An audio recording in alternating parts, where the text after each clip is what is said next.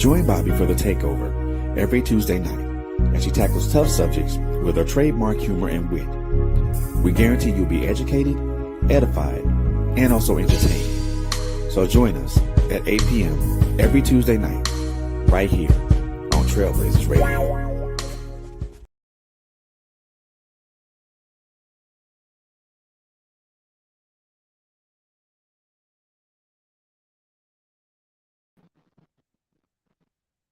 All right. Hi, everybody. It's 8 o'clock. It's Tuesday. And hopefully, I'm not too close to the screen. I don't know what's going on. I'm still trying to figure out how to engineer myself. Um, and so that's what we're going to do. So, welcome to the takeover. And already saw in the comments when I sent out the invitation, what we're talking about. We're talking about integrity because this week was tough for me. So let's just get into it because I'll get to all of that in just a little bit. So again, welcome. I hope that you are doing well wherever you're joining me from. And I hope that this is a broadcast that is just going to help you because I think I need a little help myself. And so in this lesson that I'm going to teach, or just talk about, I don't know why I said teach, but either way, because I feel like I'm learning something about myself in this lesson. And I hope that it blesses you the way that I really hope that it blesses me. Okay, so here we go. I wanted to talk about integrity because of a situation that happened this week that I'm not going to air on here for specific reasons. But I want to talk about integrity. I want to talk about integrity and social media. I want to talk about integrity and the fact that people know you in real life. People know you in real life, like you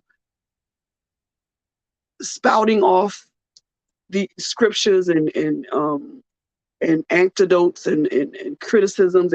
People know you in real life, and when you come at people in a way that you feel is their truth, but you're not living up to your truth, people do not, first of all, it's not acceptable because it shows a lack of integrity, but it also shows hypocrisy.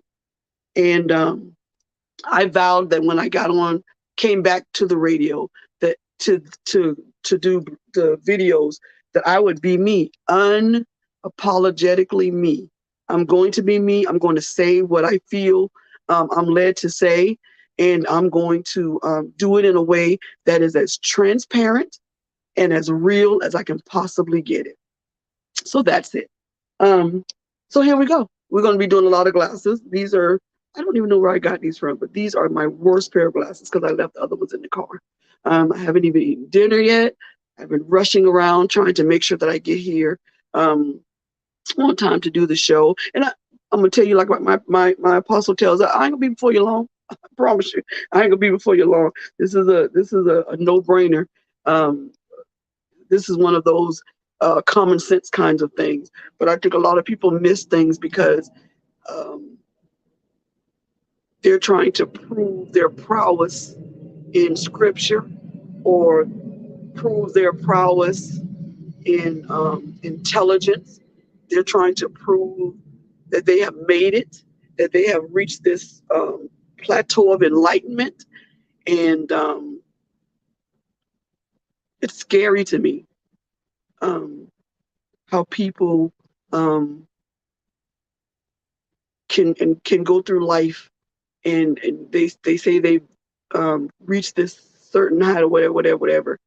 And then, but you can't pinpoint that moment when you had the aha, or you can't pinpoint any great thing that you've been through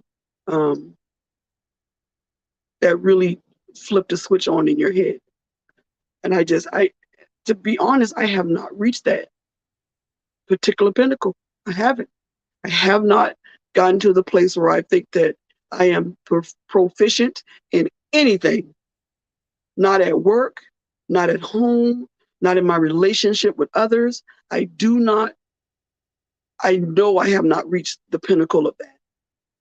And a lot of people who reach those pinnacles, who say they reached those pinnacles, let me put it that way, have decided that what we talked about when we talk about worth, they have decided that nobody is worth my time. And I love being alone. And I love this, and I love that I don't have a man. I love that I don't have a woman. I love that I don't have children. I love it because I'm so in tune with God, and I'm so enlightened, and I'm so perfected in my loneliness. And again, I say this before I get into that. To say this is to say that God did not know what he was doing, and you are biblically wrong. Because no man should be alone. Nobody telling you to settle. Nobody telling you to just grab whoever. Nobody's saying that.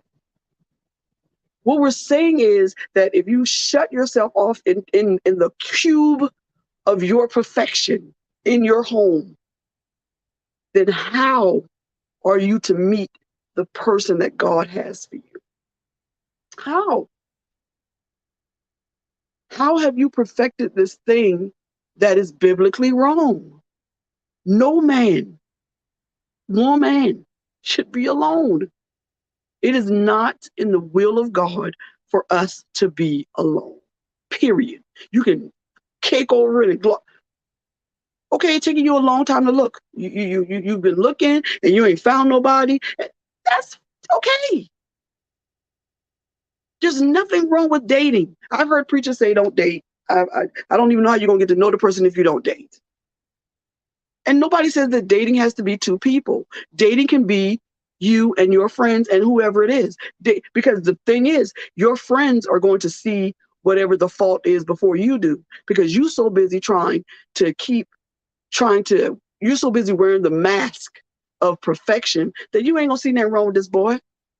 And don't let his eyes be gray, blue, or green. You're not thinking about his flaws.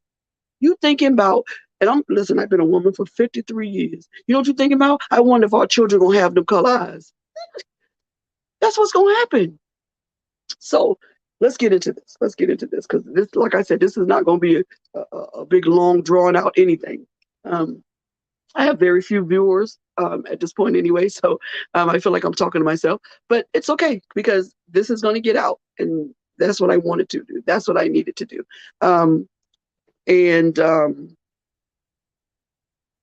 I have a guest, but I'm not sure if she wants to come on or not. I'll invite her, and in just a little bit, let me get my subjects together, and then I'll invite my guest. I think the name was Trisha. I don't know who that is, but if she wants to come on, she can participate. But give me a minute to get into my my little groove here. So we're talking about integrity, and so I got some definitions and some little things together, and so we're going to see how that works out with my little glasses here. So, integrity. In a world where headlines are often dominated by people who make the wrong choices, people who make the right ones can seem to be rare. However, it feels good to live and work with integrity, and when we become known for this highly valued trait, our lives and our careers can flourish. Case in point, what the elephant in the room, what everybody's talking about was with Will Smith.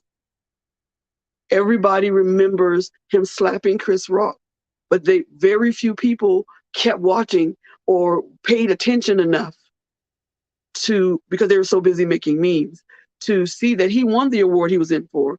That I think it's The Roots, they won an award. That's originally what Chris Rock was up there for, was to give somebody an award. Nobody paid attention to that. And so everybody focused on the fact that he lost a lot of integrity by doing what he did. I'm not questioning the realness of it, and was it it doesn't matter. And so we focus more on people who are negative more than we focus on people who are not. And I think that is because people who are negative gives us a boost in our own in our own idea of who we are, because what we say is, well, it wasn't me, or I would have never, not remembering that you did some stupid crap not 2 hours before that. And so people who do negative things, and people who try to live in integrity, and not saying that he lost all of it. No, I'm not saying that, because I can't judge the man. What I'm saying is we see negative sometimes more than we see the positive. And a lot of times I think we don't see the positive things that go on with people is because a lot of people like working in the background. They don't like going on TikTok and showing that they feed the homeless. They don't like going on TikTok to show that they pay for somebody's food. We don't see that a lot because that's not shown a lot. And when it is, you have negative people commenting that you just doing it for show, or you just doing it for whatever, and not knowing the real situation or what happened before the cameras start rolling, right? So we have a very good definition of integrity from the Random House Dictionary. And it says adherence to moral and ethical principles, soundness of moral character, honesty. The state of being whole, entire, and undiminished. That is a mouthful.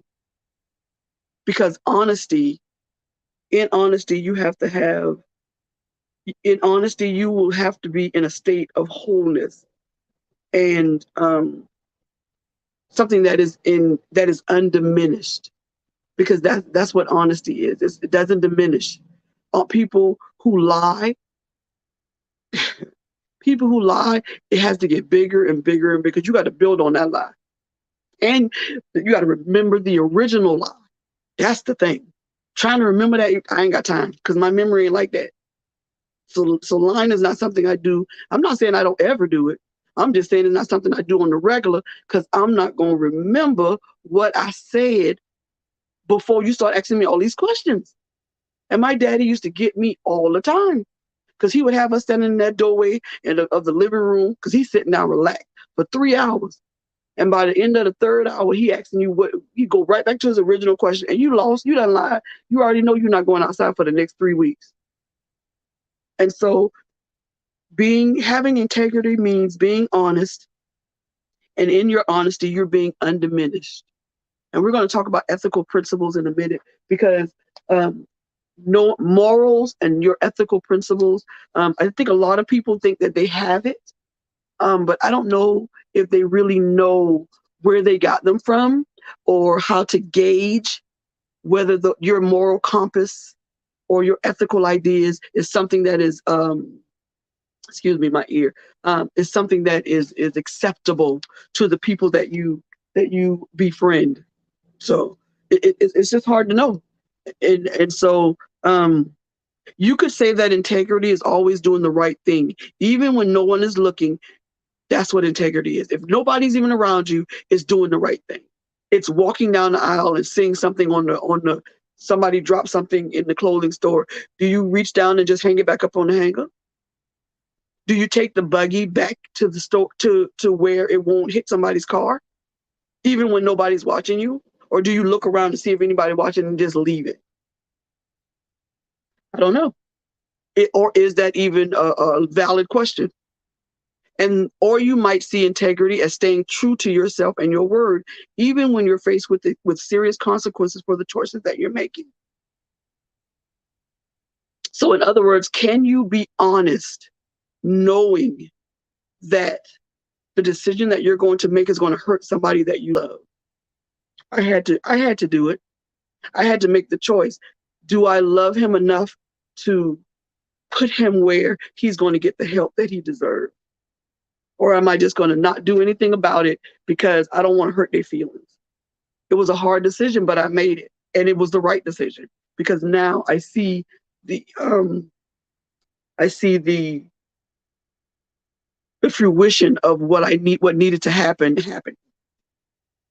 Okay. So when we live our lives with integrity, it means that we're always honest, and we let our actions speak for who we are and what we believe in. And I get how hard it is to always be honest. Because personally, and I may be wrong, personally, I think that there are situations where lying is just the best thing to do for the person who, because I always use it as an example.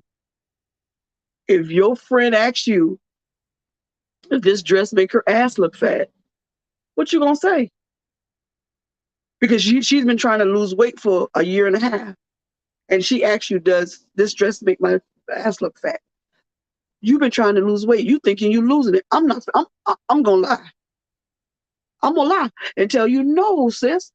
That dress don't make your ass look fat. As a matter of fact, I think you could have got a size smaller. Because that, to me, is a lie that is acceptable.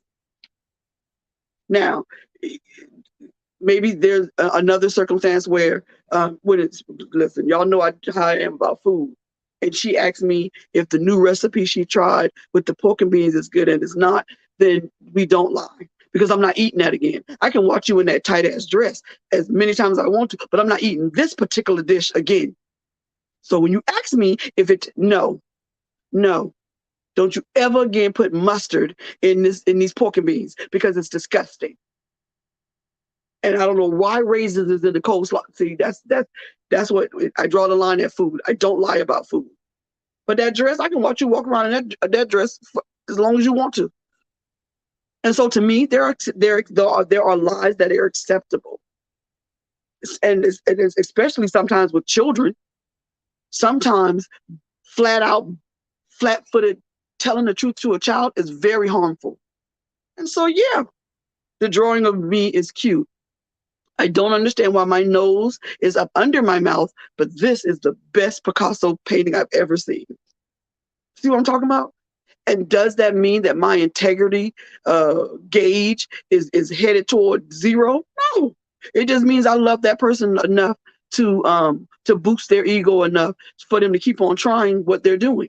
That's all that means to me. That's my personal opinion. That's Bobby's opinion. When we live our lives with integrity, it means that we're always honest. And so we just talked about that. Integrity is a choice we make, and it's a choice we must keep making every day. It is a choice that we make every day to be honest. It is a choice we make every day to be good to people. It is a choice that we make every day to make sure that we keep our word. Having integrity and keeping your word should be right up there with building your faith with God. It should be right up there with those things that we have to do on a daily basis. And most importantly, especially in the public eye, remember, listen, I say this all the time on this show. Why y'all not listening to me? Remember, I look like an old lady, but I think I look kind of intelligent. Anyway, okay, sorry, I got it.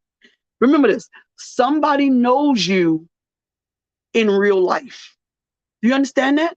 You can spout off as much scripture, poetry, somebody knows you in real life.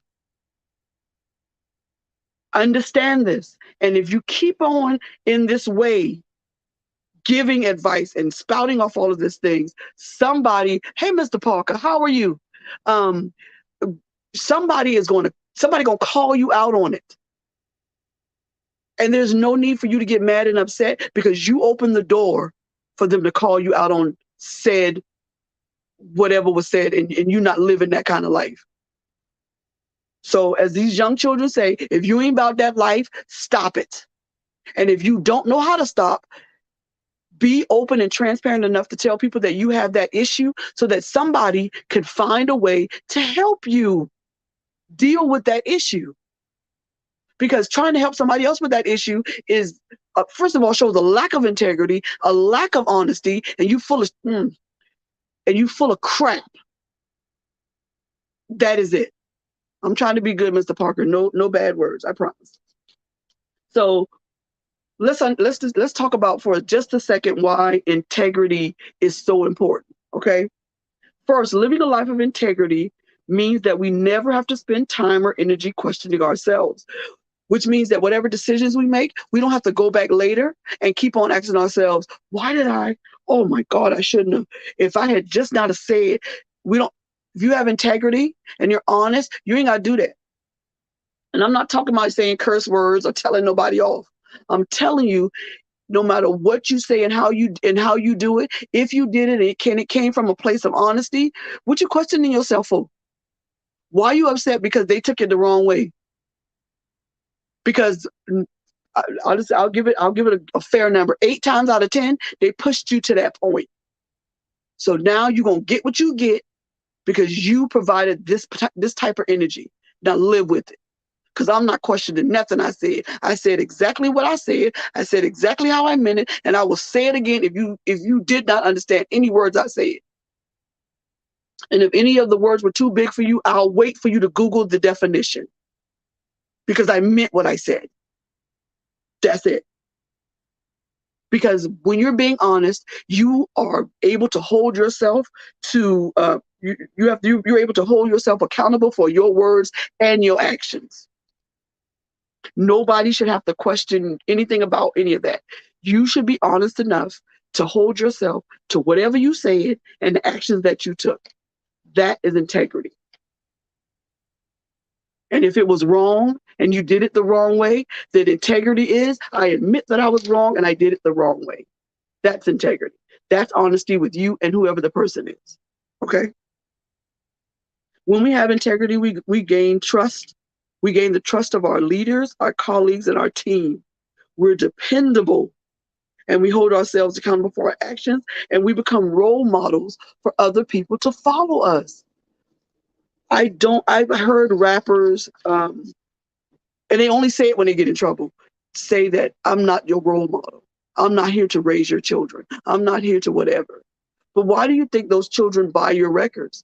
Why do you think those children adhere themselves to you? Because there's something in you that they want to be.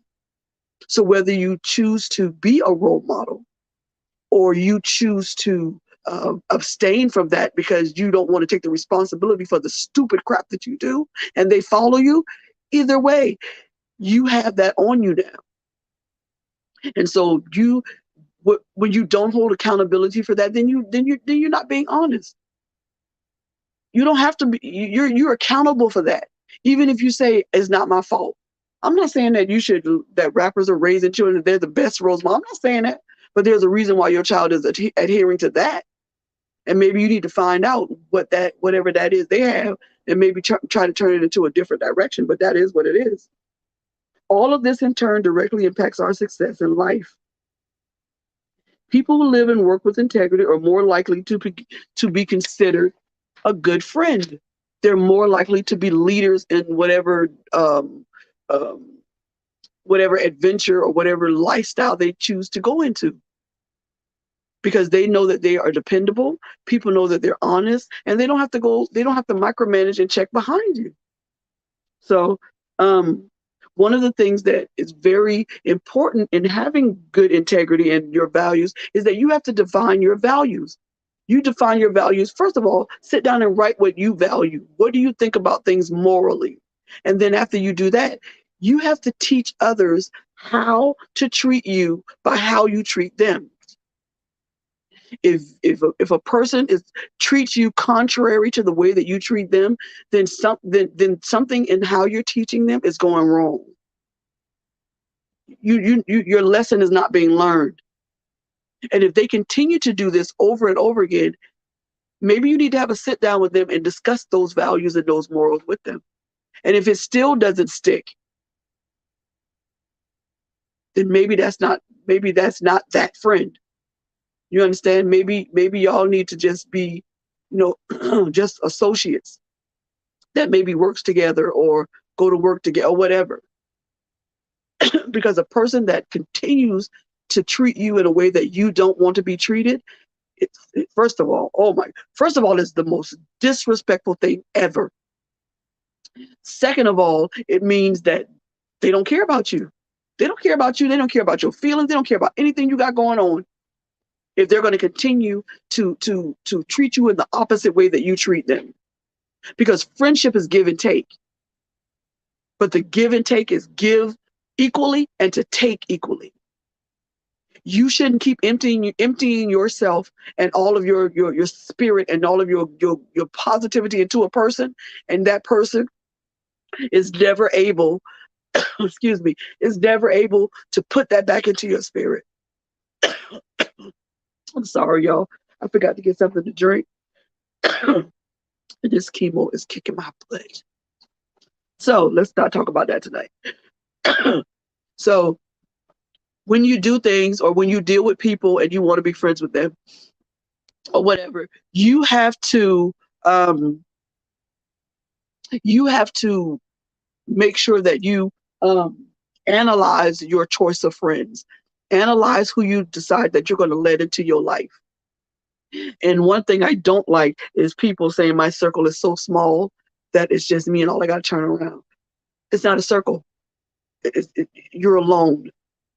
And then you need to figure out why you're alone and stop telling everybody that you separated yourself because you didn't. Nobody likes you and nobody won't be around you because you too stuck on the fact that you've reached the pinnacle of greatness and people are tired of hearing about you. Tired of hearing about you.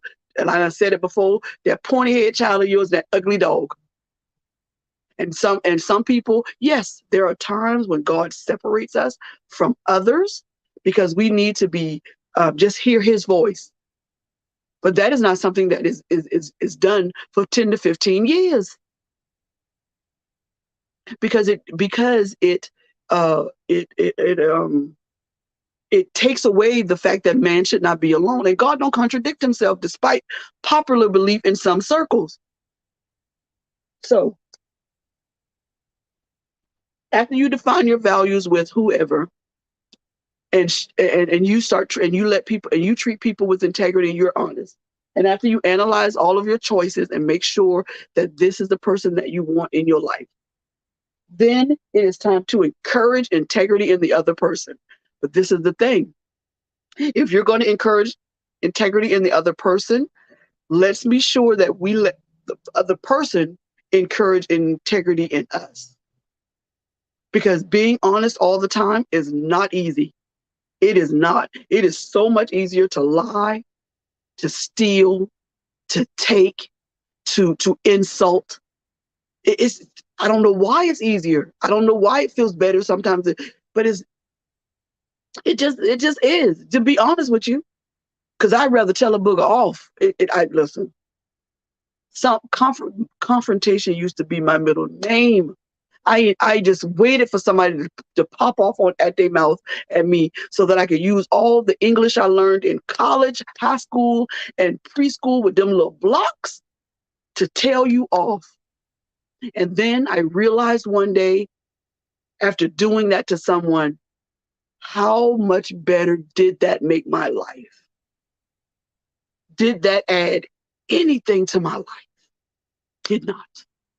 It does nothing for me. It does nothing for me.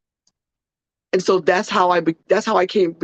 Now don't get it twisted. Now I still have the lung power and the capability to do so, but I do it sparingly, and I do it after careful analysis and consideration of how that is going to make me a better person. And sometimes, personally, in my personal opinion, telling some people off and giving them what they need, it elevates them.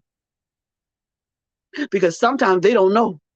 They don't know that they're irritating. They don't know that they're too needy. They don't know that that other people around them are saying these things about them. So you give them a good sit down and a good truth talk, give them something to eat, something to drink, and if they don't want to be your friend after that, then they never were anyway. That's just my personal opinion. Because I've been sat down plenty of times and told what is my truth.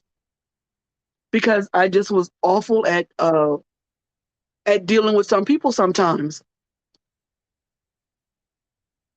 And so I'm losing my voice. But what I'm going to do now is I think that I have some other things I want to talk about, but I'm going to bring in my panel if they want to come in. It says Charlie, but do you want to come in? Shake your head, yes or no? Okay. Coco, you want to come in? Okay, so I don't know what that means with Coco, but let's bring in the mean prophet. You gonna stop calling me that? So what we're talking about, Coco, is see my glasses? See how intelligent I look? Okay, I'm sorry. Actually, your screen is black. My screen is black. You can't see me? No, I hear you talking, baby, but I don't see your face. But my camera on. Yeah, your screen is all the way black. Oh, I don't know what's going on, but y'all just have to listen to me because my camera is on. I can see me. Okay, let me check to make sure that it's not. Let me check to make sure that it's not. Um, I'm gonna look at another device and see if it's Okay. anything that's happening. Let me see. Shake your head, yes or no, Charlie. Can you see me? Yes, it must be something else because she said she can see me. Okay. Auntie's Okay, also so checking her phone to see if she can see you. okay. So we're talking about integrity. I don't know how long you guys have been there. Because I'm really trying not to. I didn't bring myself nothing to drink, so I'm really struggling a little bit. But listen, we're talking about integrity, and we're talking about. Let's get to the main point. Mm-hmm. Integrity is being honest all the time, even when people aren't looking. Oh, Being that's honest to a point where it's almost a fault. okay. But Charlie might disagree with me. You can comment in the you can I don't have to bring you on, Charlie, but you can also type in the comments and we can see them. But in my opinion, even though I don't remember seeing a commandment about not lying, but people say you're not supposed to lie. In my opinion, there are times when lying is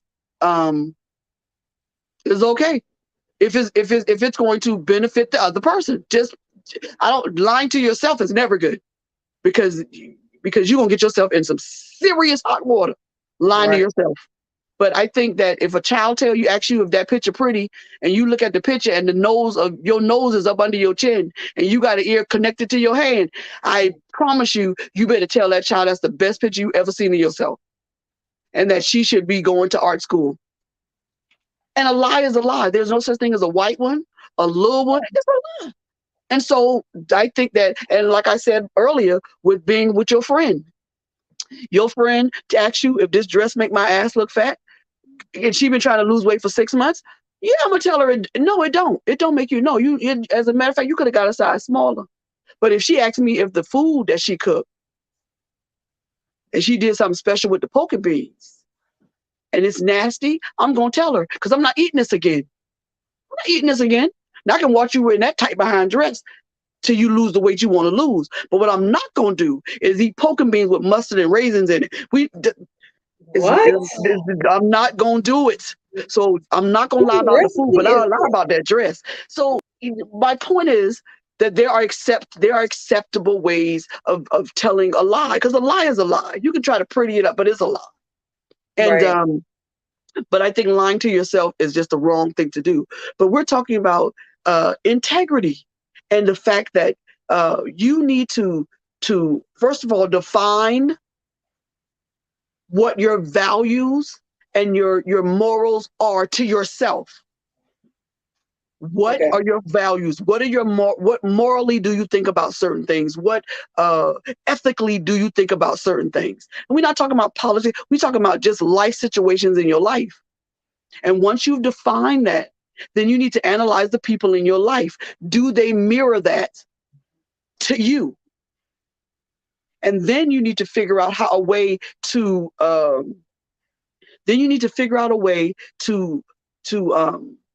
to get them. I like the way it was worded on this paper.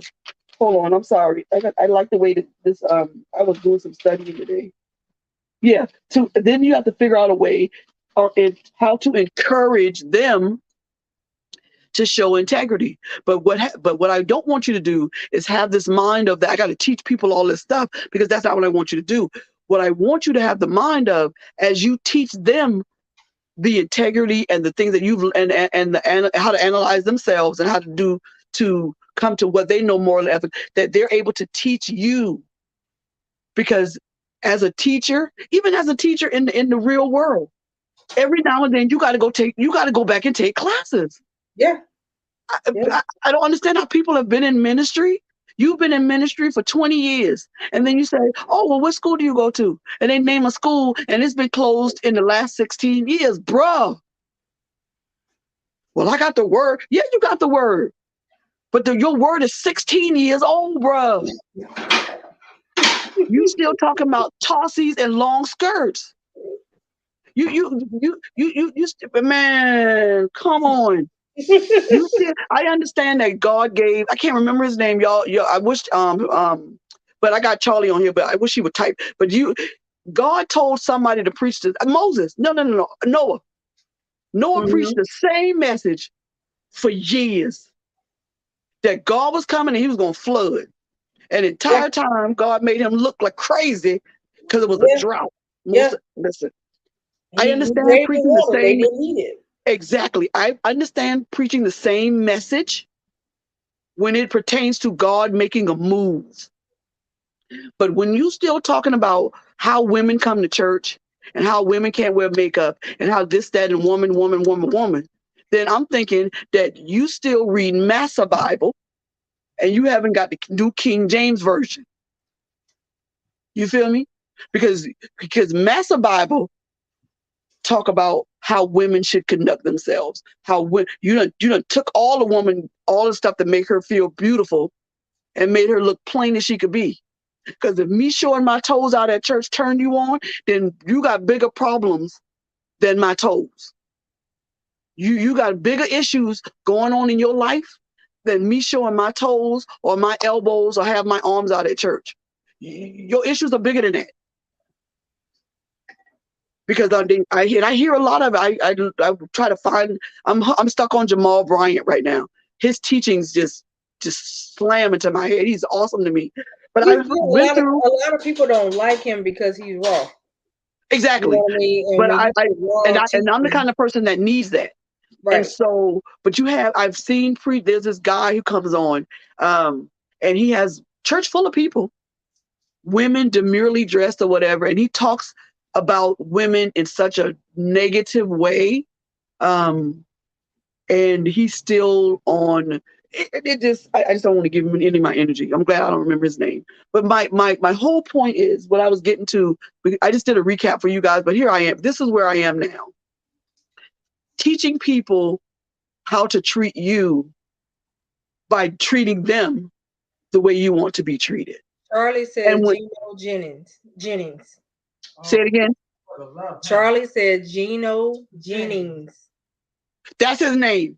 That's his name. He's an idiot. And then what he'll do is he'll invite other preachers on to debate him over scripture. Now you can say a scripture any way you want to, and it'll go in the way that you want to flow. Just like when I want to go on Google and I want to look up something, I can look up anything I want to, and it'll flow in the direction that I want it to flow. Because that's what I'm looking for. And anything that doesn't go in line for what I wanted to go into, I just go somewhere else. But the difference between that, doing Google, and the Bible is that it don't flip on you.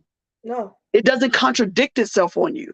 So when you give a definition for something in the Bible and it's your definition and not what God said, you trip up, because now you can't find the other edge of the sword to back up what you said. You feel me? Like you can talk about children not disobey, don't disobey your parents and this, that, and you keep on going with that. Don't spare the rod and spoil it, all that. But if you do not go to the other edge of that sword and remind parents not to bring your child to wrath, you talk. Listen.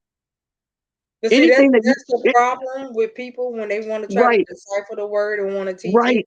They don't like to teach the whole thing. Mm-hmm. And that's why they say the Bible is contradictory, but it's not contradicting itself. There is when you swing a sword and you're sword fighting, it goes both ways. And that is how the word is. If he said something one time, then he's going to come back and give it to you on the other end. If he tells you how to be a good husband and a good leader, he's going to tell you how to be a good wife and be able to carry that thing on. Right. So that's the reason why they say in the word that the word is like a double-edged sword, because it could go in and it could go out. Exactly. That's the whole point. That's the point. And you chose a really good topic to talk about, because a lot of people don't have integrity. But a lot of people don't have morals, or where they did have morals, the morals don't went out the window and they doing other stuff. But this is the thing about why I got onto this, because it connects so smoothly with worth. Yeah. Because people have a tendency. I was reading today, I had some notes on worth, but I don't agree with that. I don't agree that you can, I don't agree that you have the right to gauge your own worth. I want, if somebody can cut, You mean, I would love to have a back and forth with you somebody. mean like speak your own value? I don't. I don't think that. I think that it's just like I think that your worth is gauged by the people around you, just like your humbleness is gauged by the people around you. I can tell you all day I feel like I'm humble. I'm humble. Oh, I'm the humblest person I can be. But the people around me will tell you that she don't never put extra in the offering. She ain't never brought nothing to the food bank. She ain't never asked her neighbors or told them hi. She ain't never moved out of line when somebody behind her got one thing and she got 6 baskets. Okay. You understand what I'm saying? See, So you in gauge that. part, Yeah, I would but say see, that I do beg to differ. The only reason why I say that is because for me, I truly believe that I can say what my value is. And I mean, and I do agree also with what you said about the people around you. At the right, end of the day, I always ask people that at the end of the day, what is it that you feel like the people around you think of you? right. Right.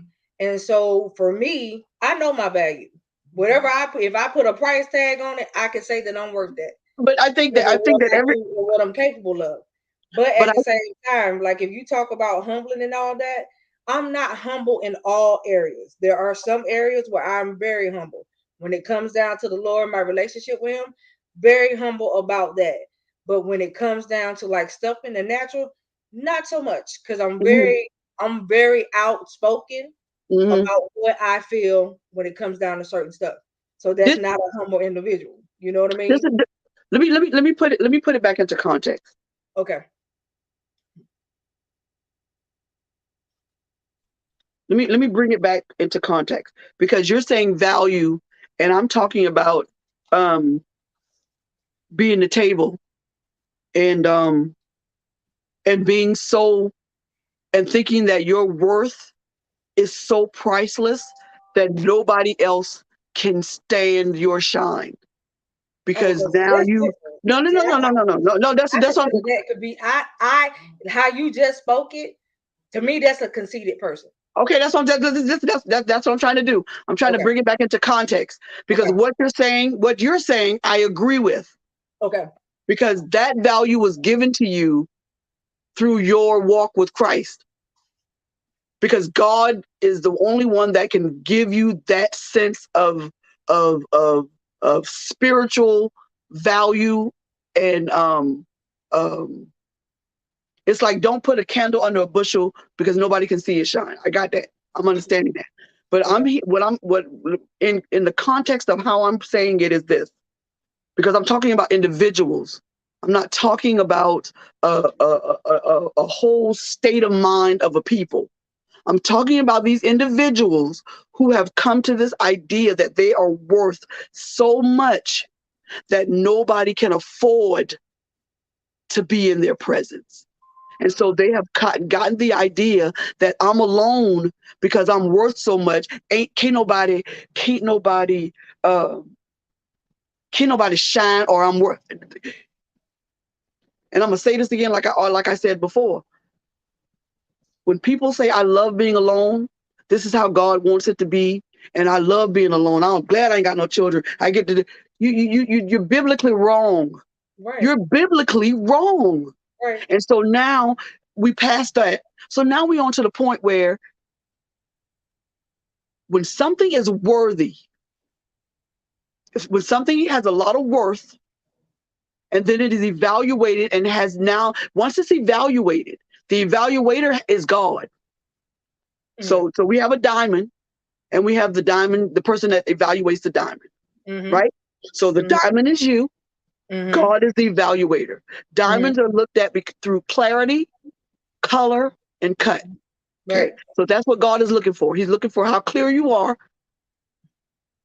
He's looking for the how many times they can cut you and you still have value. Mm-hmm. And then he's looking at the color. That Mm-hmm. means like when they look through you, how many prisms of light are there? Right. Okay. Because I studied diamonds because that was my original topic. So God is looking at that. God places that value on you, not you. Right. Now, all of that color that is shining out, that is all the brilliance that God sees in you. And that goes to the other people around you. That is what I mean by them judging you. Right. You are the diamond. You are the thing that is being surveyed and analyzed to figure out what you are valued at, how much you are worth. But Right. when you do that to yourself, how is that possible when how you see yourself might be flawed? Right. And Right. so when these women say to me, I'm worth so much that I can't find nobody.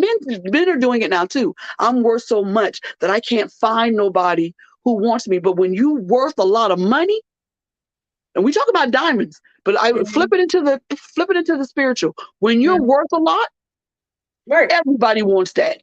Right. Everybody wants the thing that is shiny the most. Right. Even if it ain't real, they want it. Yeah. Fake gold get bought too. Yeah. It does So even every if day. you can be as fake as you want to, they want that too. So you telling me that you real or fake and ain't nobody big enough to be in your company? That is what I'm talking about. I'm talking about people who say the word worth and not understand what it means. Okay. Because anything that has worth and that is valued at that high of a price, why them niggas not in your DM? Why? And if they Well, are in there, you telling me ain't none of them got enough for you. right. That's what you're telling me? Because even the biggest diamonds in the world, somebody done bought. That's it. Even the prettiest Bentley, somebody got it because they wanted it. Right. And if they can't buy, listen, let's talk. Let's go back to the projects. Let's stay out of rich people houses because I don't know who lived there. Let's go back to the projects because I know the people. You done been to Walmart 15 times this week because you wanted the perfect outfit in your budget. You got mad when they took layaway off because that's how people thought you had a lot of money because you just put it on layaway. That ain't fine. I'm serious. People think you got a lot of money because you just put stuff. Okay, let's be transparent. This is what I do. This is why people think I got money. I got stuff on layaway at every Cato's within a 50-mile radius. I do I it put too. $5 or I understand. put $5 at this one. They know my name. When I get it off layaway, I put it with my little section of stuff. And then the stuff I match it with, I've had for years. And people think, well, you was homeless. How you afford all that stuff? $5 wasn't stopping me from eating. Right. And homeless or not, don't mean I have to look like I'm homeless. That part. And when it was time to get my nails done, it was because I was putting $2 aside every time I got some change. And when it reached enough for me to get my nails done, I got my nails done. Yeah. And that's what I do. And that's what's wrong with people. When they want something bad enough, they'll put it on. It'll be on layaway for 6 months, Right. and they gonna get it. And what you Look, but this is I bless the Lord for Afterpay and Klarna. you better preach. Okay. Somebody get an usher because the deacon's sleeping. Girl. You better preach it. No. I order my clothes, but I get it on Afterpay. I'll pay you after. Send me my stuff. I'm gonna keep on paying you after. That part. Listen. And so you're telling me that you are unique in a way that you're worth so much that nobody even going to try to get you.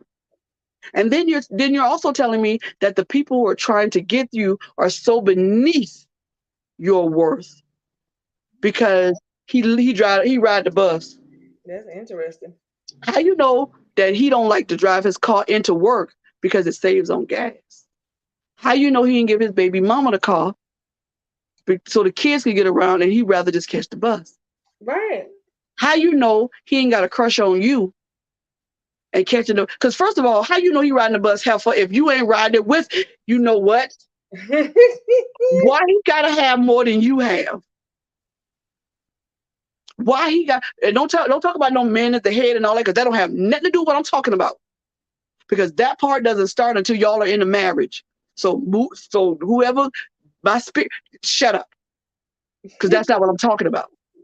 You always want somebody to listen. I'm going to say this again, and I want you to very carefully listen to me. Listen to me. Stop worrying about what he can bring to the table. Stop telling people you are the table. What you need to be worrying about is if this Negro can build a table. Does he have the capacity to build the table? Does he have the fortitude and the testicular, girl? Can he provide what needs to be put on the table to sustain both of y'all? And can he get the utensils once Right. you cook what he bring in? Because you too busy trying to be the table. You want to be the table? You let a nigga put his legs up under you, eat, and go home. Because that's what tables are. So be an IKEA table. Be it. I'm still frustrated by the table. So let's leave that alone, because people need to stop with this. What are you gonna bring? But what you bringing to the table? Heifer, what you bringing? Right. Yeah, you got your own business. You got all of this. And with that money, you done bought you a new ass and some boo. So beyond that, what are you bringing to the table? Because what are we going to talk about when we stop talking about you? What are we going to talk about when we stop talking about that ugly behind dog? What are we going to talk about in the midnight hour? And when I'm saying midnight, I mean the spring is when you young and y'all are you making love 16 times a day. God, I can't wait till my man get home. Sorry, I digress. The summer is, things are coming. It's hot. You've already took up the harvest, all of that. In your fall and winter seasons, what are you going to talk about? Because he tired of the subject of you. He tired of you, if the you dog. own you and what you finna do to your body parts, and Yes. how you feel like you should be doing this. But Once we this is the thing, move past that, what are we going to talk about? relationships are foundational, so they are meant to be built upon. So if you cannot build, non-stop right, building. they're I built was talking. upon, and if you Let can't me see if she's still on here. build it, Yeah, I don't know. So I am trying to look at this thing and what do you see? a bunch of stuff. I don't do private chats. I don't know who these people are. So Okay. I was talking to one of my god babies. Well, I call her my god baby. She called me auntie. So I was talking to one of my nieces, and I was telling her how I thought at first that her mom and dad's relationship was weird, because you never seemed to see them hanging out. I mean, they took pictures or whatever, and I know they spent time, but it was just weird. And then I started studying their relationship from outside without asking any questions. And she works as a nurse. He's a fireman. Well, he's a retired fireman. And she went through something similar that I went through. And I would ask her, Krisha, where you going? I'm going to dinner. She'd go by herself, whatever. Or she'd go, oh, I'm going home. He cooked. And sometimes I call her at night. Well, you don't waiting on him to bring my food, or whatever. I have never. And he looks at her the way my pastor husband look at her, and she used to laugh when I say this, but it looks just like that. When my apostle preaching, or when Krisha, I said her name, but when she's not looking, and I'm looking at how their husbands are looking at them. You ever see a puppy when they first get wind of a rawhide bone that smells like a real one? Yeah. That's how their husbands look at them. Yeah, well, yeah. I understand. You feel me? Like their tongues are 2 feet, they one step from having their tongue hang out their mouth and just. And my apostle they've been together for 40-something, 50-something years. I think my other friend, I think they've been together probably about 30 or so, but their spouses look at them like they cannot believe that's mine. Like that puppy look at that, and the puppy will look at it, lick it, look up at you. Look at you sure that this is what you want me to have because I'm about to tear it up. And that's exactly how their husbands look at them. Look at God and say, look, you sure because I'm about to tear this up. That's just being that's just being honest. Right. And I look at that and I say to myself, that is the epitome of how marriages are so different. People look at it and say, that's my goal. But never. I'll never say that because I know what both of these couples have been through. That's not my goal. Hello, everybody. Thank y'all for coming in. That's not my goal. I don't want that goal because that means I would have to go through the same thing they had to go through to be that close. No. Yeah, that's not my goal. That's the same thing as saying I want that person's anointing. You're going to have to go through something. Listen, I'm not talking about the very same thing. I'm talking, you're going to have to go. Them people close like that and can read each other's mind and like that because they went through a time where there was only them. They went through a time where there was nobody else to give them advice and to comfort them except each other. But the thing is, it sounds great, don't it? But you don't know what that time was. But I bet you it was a trial that had come to pull them apart. I bet you it was something that the devil would listen. Sometimes I tell my apostle, especially with what we're going through right now, I tell her, I wish I had been at the board meeting when the devil asked God if he could touch all these people that he's touching right now with this cancer thing. I wish I was at that board meeting because I think that the devil came in smiling and the demons came behind him with these little boxes of names. And God told everybody else, except the angels that run around his head, because you can't do nothing with them because they couldn't stop. Told everybody else, everybody sit down. Jesus, I got this.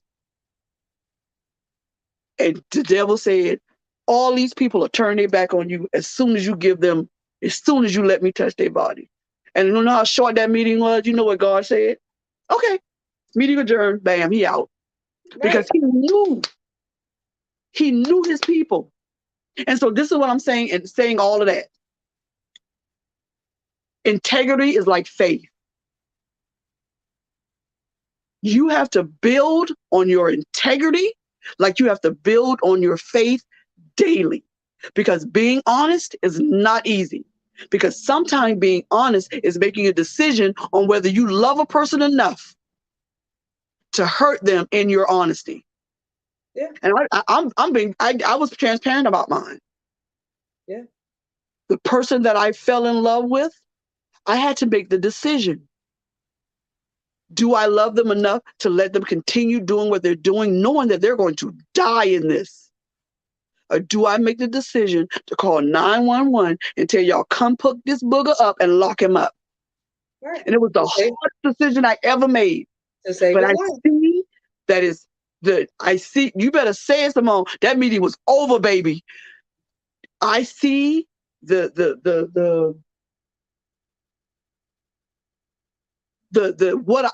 I needed to see in that person now. And it was the best decision I ever made. But some of us are so hell-bent on being the fixer of a person instead of trying to show integrity and being honest with that person. But I'm telling you this now, it is to the detriment of that person that you are doing so. And yourself. It's not because just now you have become too. Because now you have become the God in their life. And the last thing I used to tell my mama this about my brother and my siblings.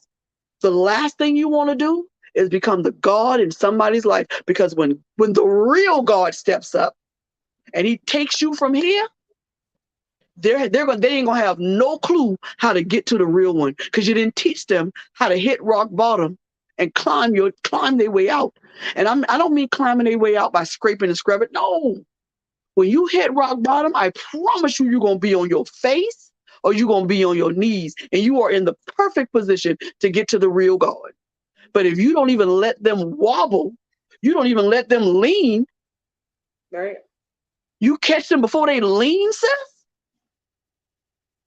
Now they have no clue how to go through life because these niggas ain't leaned yet.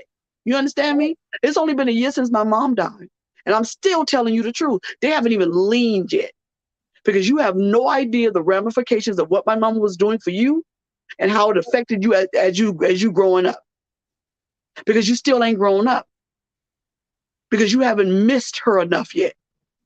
You understand? And so in all of that, I say this: teach people how to treat you by how you treat them. And if they continue to treat you in the opposite way, they have no respect for you. They have no respect for your idea of growth and integrity. They have no respect for your honesty. They have no respect for your opinion. They have no respect for anything. And if you find somebody that loves that values your integrity and your honesty, knock each other with it. Let them teach you how to, let them show you how integrity works on their end, and then you can show integrity on their end. And as y'all rub against each other, people will see. And your circle won't just be you and turning around. My circle, honey, you turning around is not a circle. That's Right. you turning around in an empty room. It is not good for man to be alone. And we're not talking about just marriage. You cannot not have no friends and still think that you are in perfect counsel. You know what you're gonna do? And I'm gonna say, you're gonna become a person of a reprobated mind, and you're gonna be in trouble, sis and bro. When when people can't teach you and you gonna have a reprobated mind. I don't care how much you shout in church, how much you telling the preacher, how much you know the scripture, your mind is reprobated and you lost. When you become a person that can't let, I can't stress it enough. I can't stress it enough. Because these people continue to tell everybody on Facebook and whatever, I love being alone. I love not having no friends. Just me and God. No, I don't know who that is you're talking to, but you are spiritually wrong. And you better make sure that the voice that you're listening to is God and not the enemy. Sometimes, listen, I told my apostle the other day, she wanted to talk to me. And when she want to talk to me, it's like going to the principal's office. I'm like, because I start thinking, okay, what you do, what you said, who you said it to, do you need to call them, apologize first before all that? When I got there, it had nothing to do with what I thought it was. But I'll tell you this, before I got there, the enemy was in my head, like he was sitting next to me. And he was telling me all this stuff that she was going to say to me. None of it came true, but I could hear him. But you know whose voice he used? Hers. He used her voice. He sounded just like her. In my mind, I could see him do this, like she do when she said, and you know what she said? You know what he said? You gonna be able to do that, Barbara? And I swear it sounded just like her. So when I got there, I was shaking and terrified. But when we started talking, and I finally at the end of it had broke down and started crying. And I said, let me tell you what the enemy tried to do to me today. So you better be sure that the voice you hear, because you know what? The devil whispers too. That he does. Let me give you an example. When you told him that when he said he wanted to Netflix and chill, and it's 3/3 through the movie, and he whispered to you, won't you lay your head over here? He whispered that, didn't you? See, the devil whispered that too.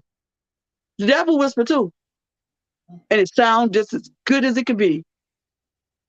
But it never takes you in the direction of positiveness. It's always going to take you in the wrong direction, even though it sounds sweet. You want another? No, wait, Coco, because they want another example. I can hear them in my spirit. You want another example? Didn't R. Kelly say you remind him of his Jeep? Where he at? He gave you 12 steps. Where he at? It seems like you're ready. The words hit different when you figure out where this book. I ain't trying to be mean. I'm telling you that you better be sure that what you hearing is God. That's it. All day. But see, this is the thing, everything that you was talking about, if people was really listening to what you just said, then people will understand that the enemy comes to bring the counterfeit. He wraps it up in a package with a real pretty bow on it and make it look like it's exactly what you asked for. Mm-hmm. But then when you get it and you entertain it, you realize that ain't what you asked for. Listen, I went and bought me a Gucci pocketbook. Y'all know I don't do name brand. And the first time I tried to unzip it, it wouldn't. The first time I tried to unzip it, the zipper came off. Now, it looked like a Like a Gucci. Gucci. It had the Gucci lettering on it. But it I was not a promise Gucci. you, the little Chinese girl who put that zipper on my thing, she was half sleeping. That must have been her 1500. That must have been her 1500 Gucci pocketbook, because that zipper came clean off. And people, and the voice you hearing could be the same way. And so move in. I'm not going to end it because my phone call coming. When that comes, I'm going to have to get off. But I'm going to keep on going. Move in integrity. And if you can't move in integrity all the way, move in integrity as close as you can get to that booger. Right. I mean, you slide up next to it, close. Be as close on the line, because I don't reach the pinnacle of the integrity height that I want to reach on a daily basis.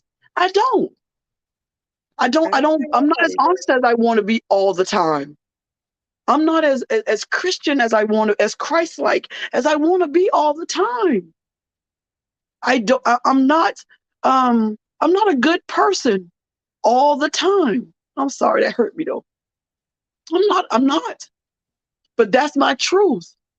And I am a work in progress, and we all are. Right. But when you think that you've reached the pinnacle of one lesson and you ain't got nothing else to learn after that, you a dangerous person to me, and I can't deal with you. I can't deal with people who tell me who say they know the mind of God. Come on. Do you seriously know the mind of God? Because I believe that Jesus said, "I don't know when he's coming back." Can you tell me that? He may not have said it in that way, but he said it. He didn't tell his own son. He just said that he'd be back. He didn't say when. And you telling me you know the mind of God? Which virgin did you come out of, bruh? Like, people like that scare me to death. People who say they know, because I don't know how you know.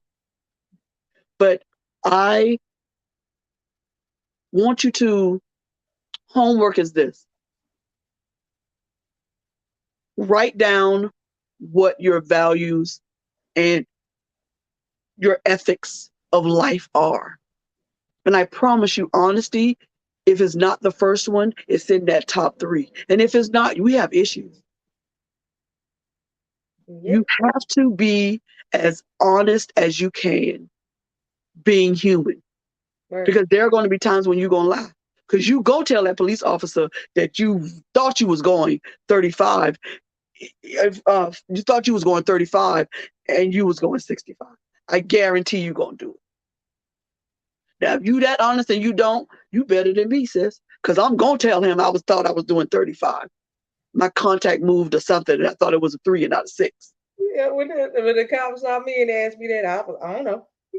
That's what I said. I don't know. And so I just think that, listen, be the best human being you can be. And in doing so, draw the best human beings around you that can be around you. There's no reason why you can't have 25 friends.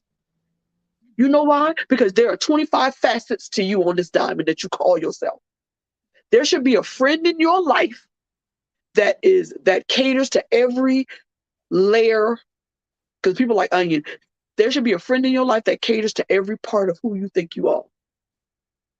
You should be able to go to that friend. Listen, when I want somebody to be honest with me and put their foot down, it's Coco and Cretia. Because you're not going to get no butterflies, ain't no balloons going to go off, it won't be no sparkly stuff. You just going to be crying, and you're not going to like them.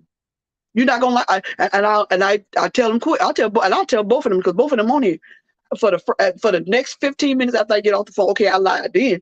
For the next hour or so, maybe I lied again till tomorrow. But when I get until the time I get ready to have to pray, because when I get ready to pray, I gotta like them. I don't like them till I have to pray for before I go to bed. I don't want to be their friend no more. I don't know how many times I done deleted Krisha number out my doggone phone. I don't want to talk to her no more. And Coco know what I did. I will delete all you and your people. Nobody can see my Facebook page. Who you talking to? I asked you a question. You ain't gonna lie? I don't talk to none of y'all. Now, when I want fluff and marshmallows and unicorns and I want to trip through the daisies, I got a friend for that too. I'm just not gonna name them. When I want somebody who is theological and as a theologian and who knows the word, and I need to get to that word right now, I got a friend for that. If I'm in a mood where I'm hip hopish and I want to know what these children saying, and I need to, I don't want to know what they say. My boyfriend is younger than me. He say certain stuff. I don't know what the devil he talking about. So I call one of my nieces or my nephews, my little godchildren. What is this boy talking about? What the heck is cuffing? I thought that's what police do when you go in jail. Obviously, it's not. Cuffing is obviously something that gets you having a millennial baby. Because cuffing has nothing to do with handcuffs unless that's what you and your spouse into. That's a whole other show. By the way, I can sell those to you. I have so listen. That's Bobby. Y'all know that's Bobby. That ain't me. So be the best that you could be, as long as you can be that. And when there comes a time when it's too much to be the best that you can be, find somebody within that circle of friends. And this is the other problem. You ain't got no friends. You ain't got nobody to pour into your life. That part. Because Jamal Bryant ain't talking to you. You ain't there. I mean, what he says can give you motivation and could give, but pouring into you is sometimes having the point of contact. We need hugs. We need to hold hands. We need somebody to. We need some. One of my goddaughters. Good God, I don't know why I started her on this. I gotta scratch her head almost every time I see her because she needs that from me. I'm the friend that does that for her. Her family does everything else, but that soothes the anxiety because I'm that friend. You feel me? You understand? And so we want to be that friend. And sometimes we're not that friend. And sometimes you got to be honest with yourself and say, I just ain't that friend. Move on. She already got somebody for that spot. Figure out your spot. And if you can't figure out your spot, you do like you do when you ask God what your purpose is. Girl, what are we friends for? What am I gaining from you? And what you gaining from me? Because if we only friends because I'm the senior citizen in this and you get the Goodwill and get the senior citizen day, then tell me that. And I'll only bother you on Wednesdays when I go to Goodwill. Because I need your senior citizen card. Right. But be honest with me. Don't make me think we besties. With everything I tell you, you tell your real bestie. Integrity. Honesty. Don't disqualify yourself out of people's lives because you cannot tell the truth.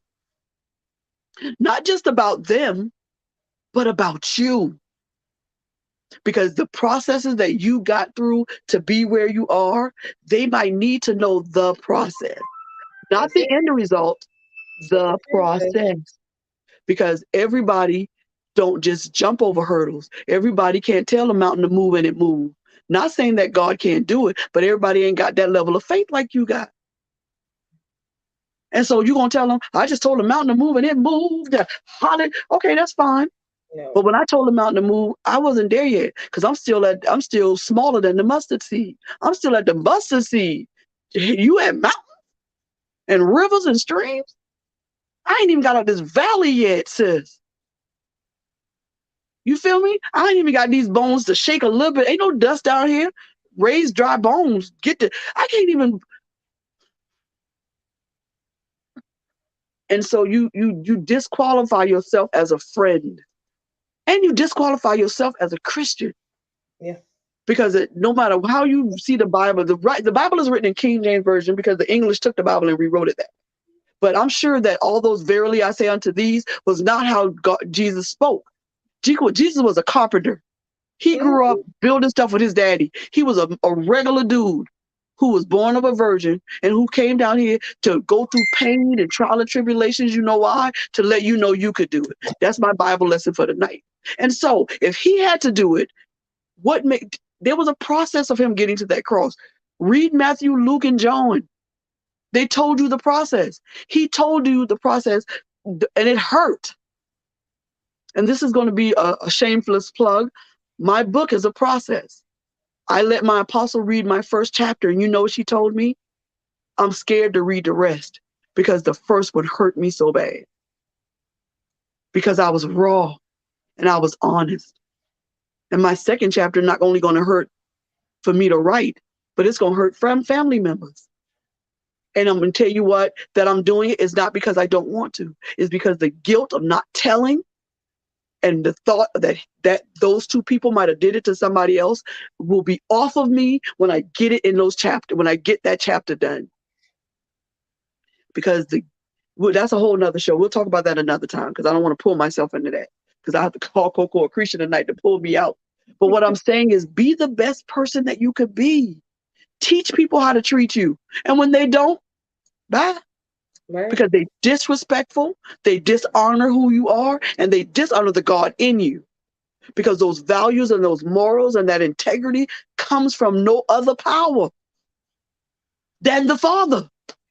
You're just making up out of thin air.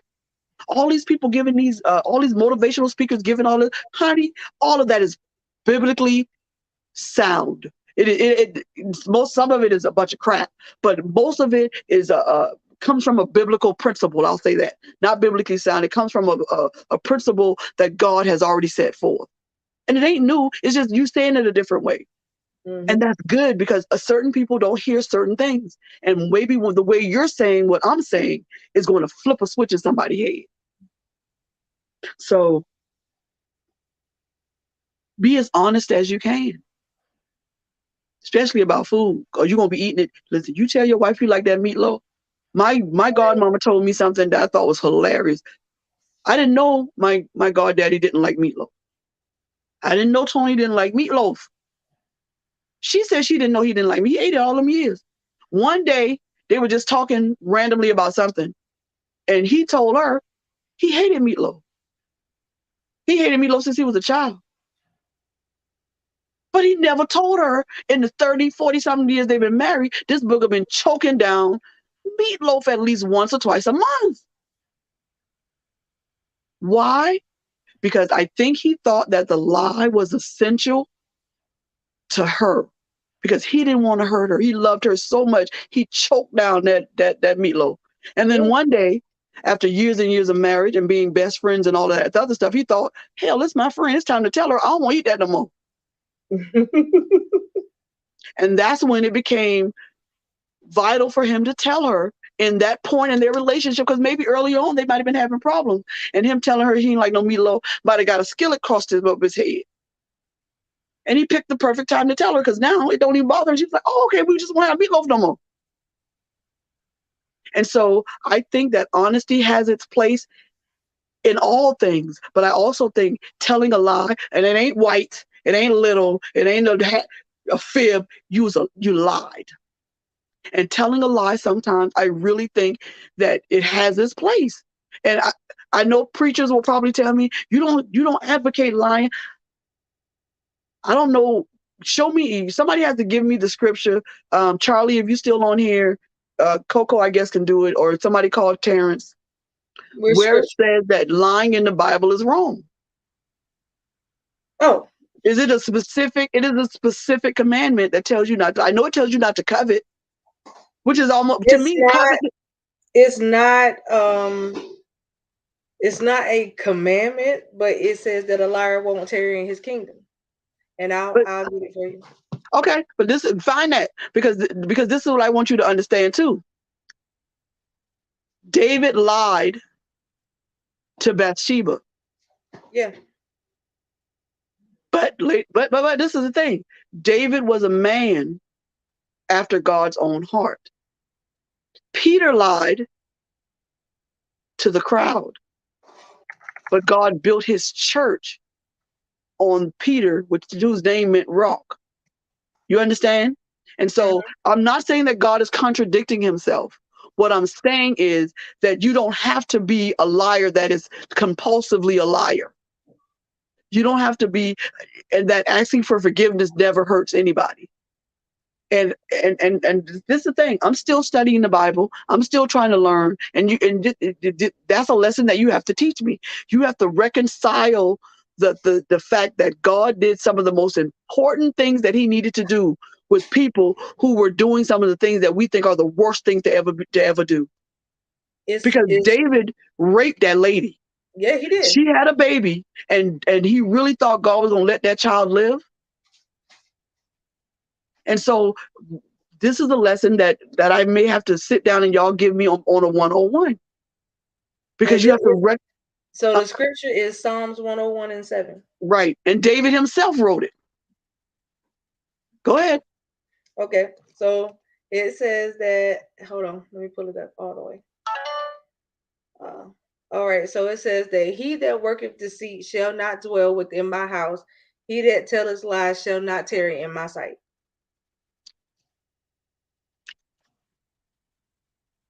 Okay. Or and then if you need a different version, then I could give you the English Revised Version. He that worketh deceit shall not dwell within my house. He that speaketh falsehood shall not be established before my eyes. Now, the word, I guarantee you that the word liar in that particular context of the scripture written in the King James Version has a different meaning because some words that we use in English have a different connotation in Hebrew.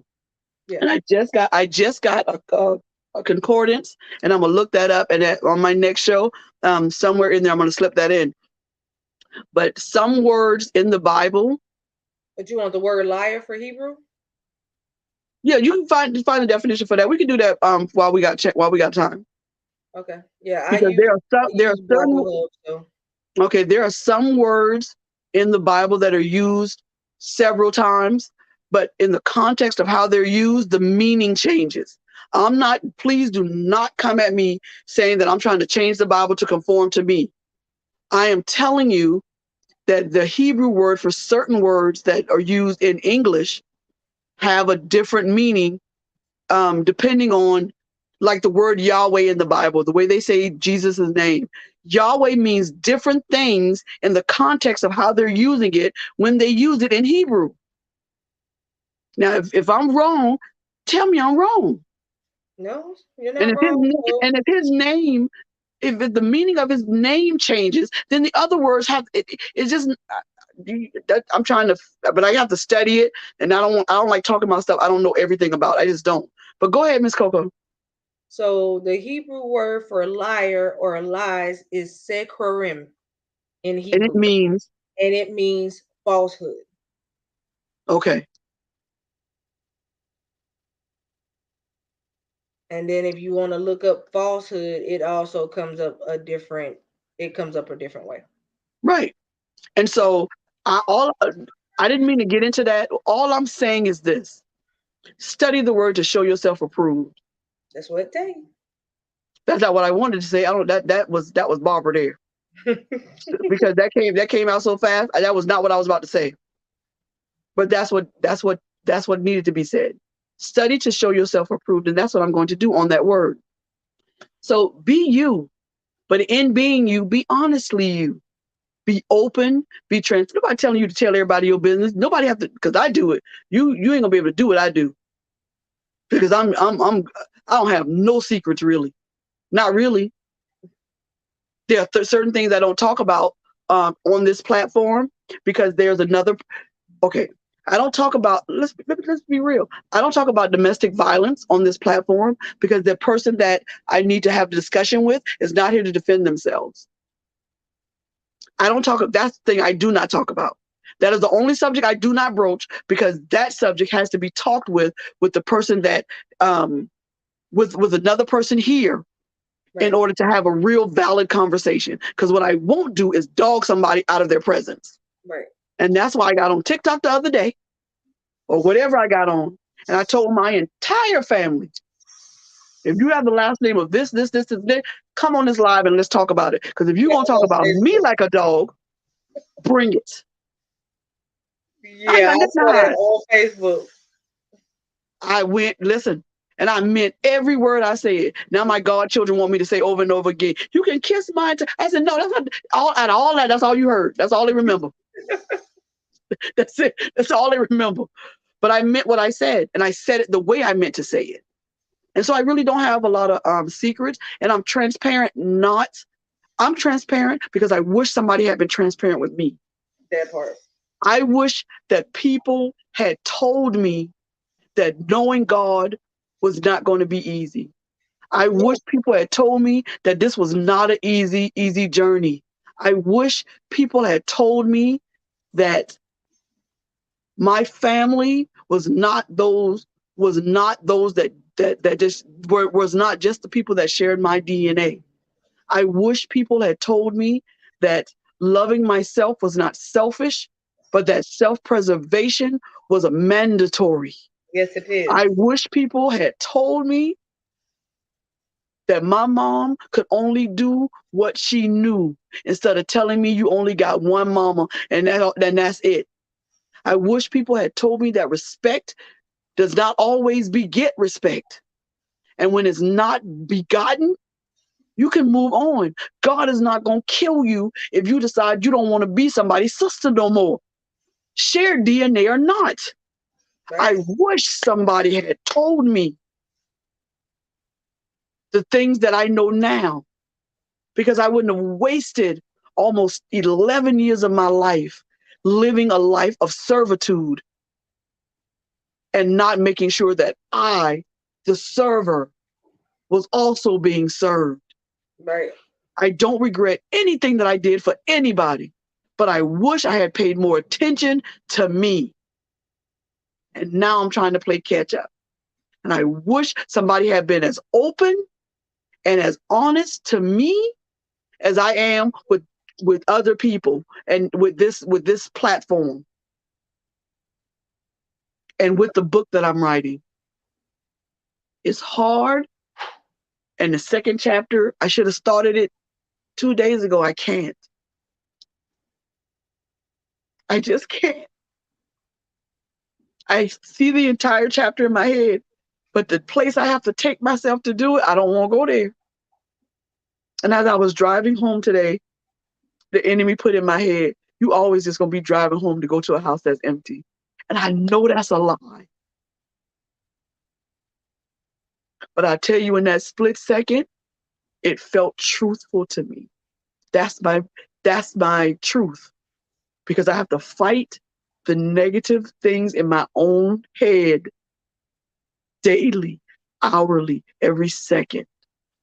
And for those people who walk around like that God is so deeply within them that they don't have to deal with anything, you know what I remind them of? That Jesus was so scared to go on the cross, he literally bled tears. Sure did. Tears that came out of his eyes were blood. And I looked it up to see if that was a real thing. Because you're not going to give me no scripture and tell me something. And I have to look, and it is. It is a real condition that people really have. He was so, and I don't think it was the fear that, like, we're talking about fear.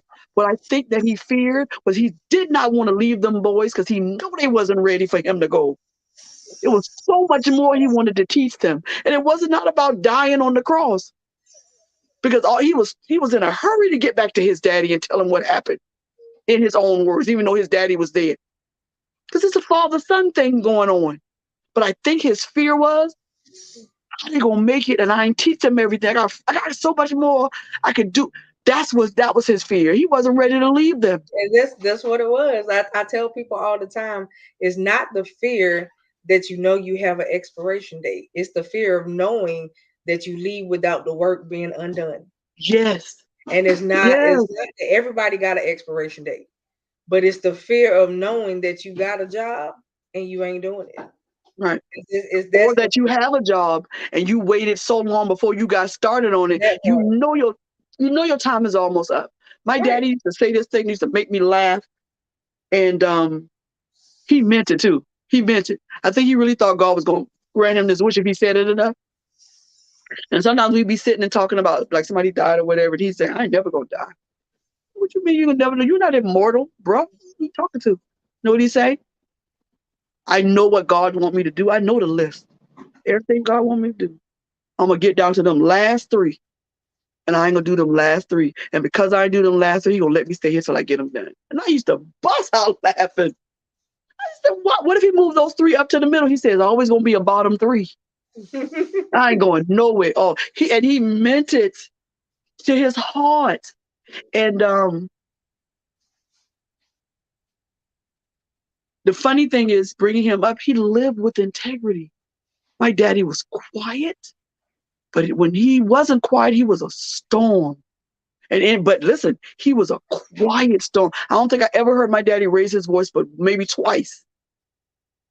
I think I only heard him curse once, and that's when he was telling me my first joke where I heard a curse word in it. I don't think that I ever heard him and my mom argue but once. And he was so smooth. Man, that was the smoothest cat I have ever met. And I wanted the men that I am attracted to have that quietness in them. But the problem is I see the potential of that quietness and they haven't reached that level of maturity yet. And I fall in love with the potential. But I think I might have found the right one this time. Oh, sorry. That was a little Tommy. I got a little Martin on it. Sorry. I digress. But I want to live in integrity.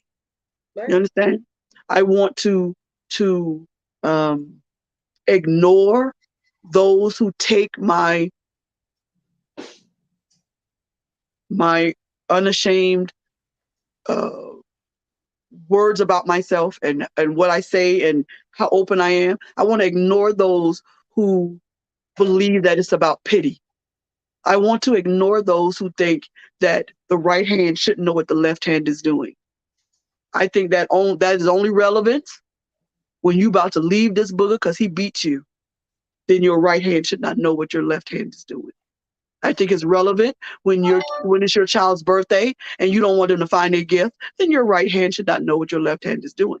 But when you're in a committed relationship that has integrity and honesty, then why the hell your right hand can't know what your left hand is doing? Why are you hiding clothes in the trunk? Because if he loves you, he'll be glad that you're getting stuff to make you look good enough to be by his side. He'd be glad that you are trying to better him and you. Because if you went out to do that and got you some stuff, I don't know why you didn't go to the men's section. That'll shut him up. Because now both of y'all stuff on the bed. But I think that we have to be aware that in this media kind of arrangement, that you have to have integrity. You have to be honest. Because I'm gonna tell you this again. Somebody knows you in real life. Somebody knows that you're not speaking, you're not living the things that are coming out of your mouth. Right. And I promise you, not too long from now, somebody gonna call you out on your bull. And that's why I tell people, if somebody tell you something that I haven't told you about you, or somebody said, you already know they lying. Because I don't have a filter to not tell you exactly what I think of you. Right. And the only reason I don't tell you what I think of you is because sometimes I just avoid people so I won't have to tell them because I know it's coming. My new supervisor at work, avoid her. Because she gonna squeak that little voice at me one time at the wrong moment. And I'm gonna be in the office with the big man. Because I'm gonna let it go. And so some people don't know their truth and how you feel because I just avoid them. I don't like you and I don't want to be in your presence. And I'm not gonna fake liking you because that's really not how I roll. Right. So I'm saying this to say this. I want as many friends as I can have because there's so many sides of me. And I want to pick out who I want for this side. I enjoy meeting new people because I don't know who you're gonna be and what part of me you're gonna fulfill the idea of God in me. And if you no, I'm about to go. I got to go. If you have friends and they have a problem with you bringing other friends into your relationship, you better look up the anti-stalking laws in your state because they stalking you and they not your friend. And if you have a friend who sits and listens to you more than they talk, and that means they know more than you about you than you know about them, they stalking you. And all they doing is pulling in evidence and evidence and evidence and evidence. So when they get ready to burn you, it's a plan. People plan. They don't like you. So what they do is, I'm going to be your friend. And all they do is listen. And when it's time to come at you in public, they're going to dog you. They know everything about you and you don't know nothing about them. That's why when people try to come at me, I go through their Facebook page. And now I know your mama name, your sister name, your daddy name, all of that. And if I can't get to them, like I used to do in the truck, and them white men used to call me all kind of names or whatever, all right, let them finish. Now, you done opened up the door for me. So now I want to talk about the fact that I want to know why your mama and your mama and your daddy look like each other and got the same last name. I want to know why your mama and your daddy, that's your mom, that's your auntie mama and your uncle daddy. Explain that relationship to me. Please tell me why your little brother got a special relationship with the dog under the porch. I'm just asking you. Don't get mad at me because all y'all look alike. And not because y'all family resemblance is great. Oh, I used to dog them. They used to be so mad at me. They want to meet me at the truck stop. Them black drivers used to laugh so much. They tell me, all right, sis, he done cut his mic off. No. Because what you did was you opened up the English teacher in me. And I'm going to dog you because you thought you was talking to one of them old dumb black women, niggas or angry black women. And I'm just as calm as I want to be. And one man, I went 20 miles out my way because he called me the C word. Oh, God. 20 miles out my way. I dogged him up and down that mountain. I certainly did. Now, question that. So you tell your uncle daddy and your auntie mama that what they do is illegal in the United States. Oh, gosh. And your sister teaching you how to French kiss is wrong on any level. Oh, what? I said it. And I didn't take it back. So what you don't want to do is go toe-to-toe me with the foolishness. Yeah. Because I do not run out. I learned how I learned how to do this. I learned how to do it in school because I was picked at so much. Because we moved here, I didn't have any friends or relatives here. And I taught just like I did, like I was from Atlanta, because I was from Atlanta. And they picked at me incessantly. I fought all the time. And so I learned how to snap back. You know who taught me? My deacon. I have heard every fat girl down put known to man. And I used to cry. And then one day I stopped crying and I started going back and forth with him. That's how I got good at it. And so that's what I do. Simone, do you really want her to say what the C word is, baby? No. I won't say it. I'll spell it. It's C-U-N-T. And really, when he said it, I laughed because I thought people only said that on TV.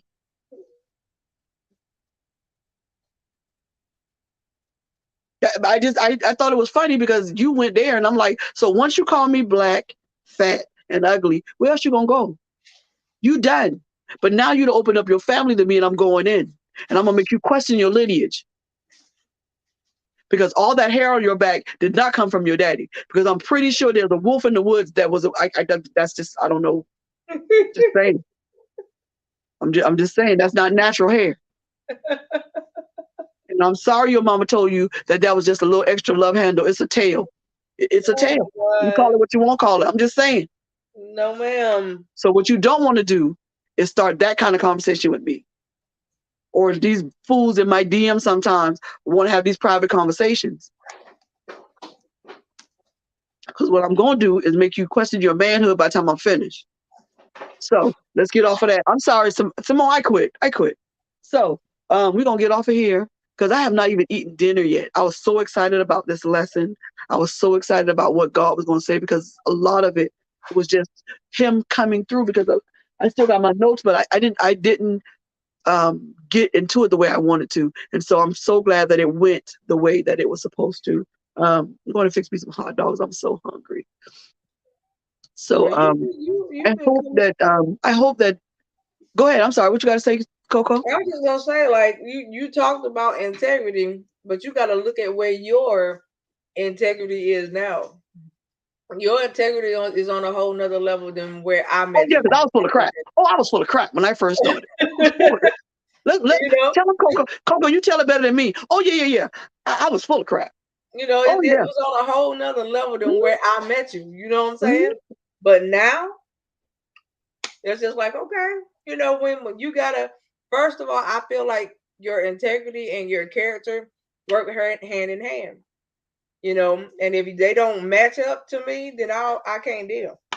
And You know, I wish I had gained this kind of insight into myself before I had to lose all of those things. And to be honest with you, I had to lose all of the things that I've lost in order to get into this place where I am. sometimes that's how it is. You feel me? Like Moses had it going on. The girls wanted him. The Yeah, Pharaoh's daughter wanted him. Listen, some of the men wanted him. Let's be yeah, honest. He was good looking.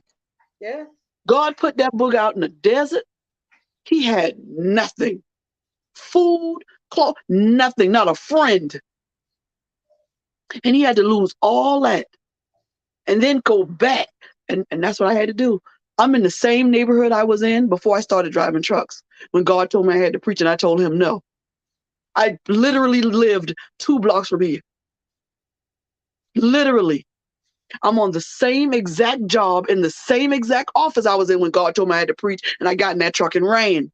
I was literally on the same exact job, living in the same exact place.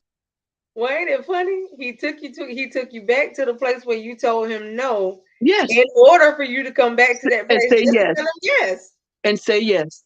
and say yes. Ain't that something? That's the kind of God you think it's funny because, but I don't. It's not. I don't feel. I don't find the humor in any of I it. know. But that's what God did, and it's so weird because I think about it sometime, and in the middle of the night, I go, "Oh my God, that means God knows who I am."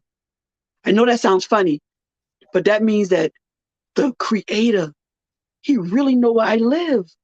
Right. He really has me on His mind. Yes. He got you on the GPS, girl. They got Yes. your yes. And people think, I know people think I'm being funny, but I'm not. Because you go through your life like this, whatever. Do you ever stop to think that the Creator is thinking about you right now? I got a reminder on my phone that tells me to pray. I don't care where I'm at. When it ding, I stop. And even I did who was in the store that was an apostle, and I had my hand out. She said, "What?" I said, "Our phone just ring. We have to." And she put her hand out, and I said, and I did my little quick prayer or whatever. And she said, and I just went on about my business. She started laughing. I said, "I do it. I don't care where I'm at. Right. I don't care where I'm at because if that reminds me to thank Him, Right. then when I need that reminder, then that's what I'm going to do. Because Right. sometimes I can't. I don't remember to remind Him thank you because I blinked. People think, oh, that's stupid. No, it ain't. If you don't blink, your eyes don't get moisturized. If your eyes don't get moisturized, you go Right. blind. I just preached a whole message. Somebody wake up the deacons because the mothers is in the kitchen cooking dinner.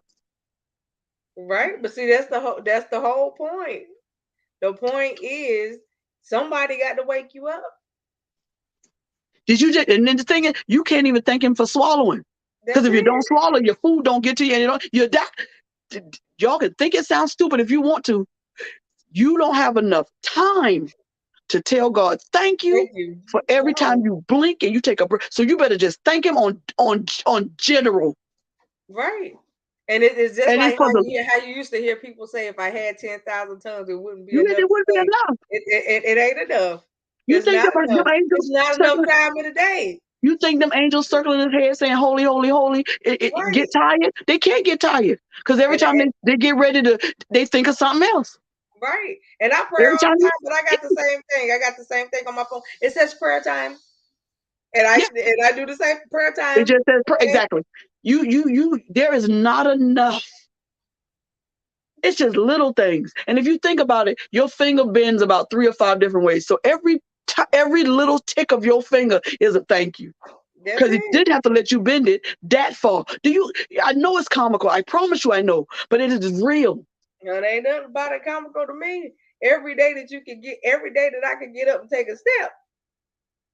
by Look, myself, when you come by from myself. right, if you come from a place like I said, y'all, if you come from a place where you couldn't walk and now you Tell it. can, every day is something different. Let me be truthful. You come from a place where you cannot have a BM for a month or two. Come on now. You better thank. I'll be having. Simone said she gonna wake up the deacons because no mothers. You better preach some. Coming from a place of long time illness and taking a Yeah, lot of antibiotics, there's going to come a time where you're going to become impacted. That's the right, proper. That's a cute word for not being able to take a bowel movement. right. And either you're going to have to go to the doctor and they help you, or you're going to have to learn how to stay at home and fix it. And you can think I it's don't. gross and nasty all you want to, but if you get to a place when you listen, I'm I, I Simone wants to know what you use. Do you use a prayer app?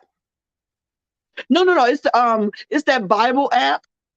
It's called Are you talking about oh, you version? I think that's what it is. And Okay, then you so go and then there's a thing in there where you could tell it to tell you to pray yeah, or time to read a scripture or whatever, and it comes up and it just comes across the screen. And it says pray. Oh, this is my phone call, y'all. yeah. But It's called you. There's you version, Simone, and then you have NIV and yeah. Bible Hub. They all do it. So you I'm gonna let him call back. But this is the thing. You have to live your life the best way that you know how. What you don't know, you cannot fix or help. But what you do know, to pass it on to others. Because it is your duty to do so. Right? Go take your call, ma'am. Yeah, so oh yeah, you know how he get. But thank y'all so much for coming. I hope you really enjoyed it. What I might do is I might go back on Facebook in a little bit and do a live. And if y'all want to join that, that would be great. And we can just talk a little bit more. Maybe we can get a few more people to come in. Simone, if you want to stay up a little later, baby, let me take my phone call, eat me a hot dog, and let's and do that, and then we're going to go. But I love you. Please buy Uppity Negro apparel. It is called uppitynegro.store. STORE. My website is up and published. You can even find me on Google now. You can do Afterpay on me. I do PayPal. I do what is that? PayPal and Afterpay and all that other stuff that I can't pronounce. All of that stuff. And so come on, listen, at least go on the website and look at it. If you don't want anything, look on it for your sister and just touch the She got screen and say, Afterpay. God, Bless them. yes, and say, God bless my sister. That's all you got to do. I love y'all. I might see y'all in about an hour or so. We'll see what God gonna do because I ain't sleeping. And these glasses make me look intelligent. I want to look at them some. All right. Man, let me get on there. Let me go take my night meds. I ain't got time to play with y'all. Love y'all. Thank you for coming to the takeover. And please let the takeover take over your life. Live with integrity. Amen. Live honestly. Be the best what you can do. And be transparent. Please don't make people think you came out of your whatever you came out of skipping through the daisies. Talk about your process. Help somebody. As Medea say, hope somebody. Hope somebody. And let them hope you. I love y'all. Thank you, Coco. Always. I love you so much. Thank you for everybody coming. I'm so proud that Krisha was on here. I love you. I feel so honored that she even took out her time. All right, baby love calling again. I love y'all. See y'all later. All right.